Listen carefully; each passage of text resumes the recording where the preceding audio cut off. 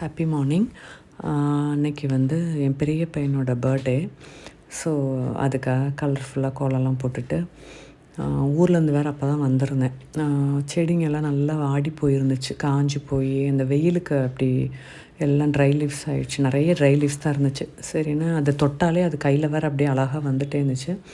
So அதெல்லாம் எடுத்து விட்டுட்டு சிசர் வச்சு கொஞ்சம் இதெல்லாம் கட் பண்ணி விட்டுட்டு எல்லா செடிங்களுக்கும் நல்லா தண்ணி ஊற்றிட்டு மார்னிங் வந்து ரொம்ப சிம்பிளான பிரேக்ஃபாஸ்ட்டு தான்.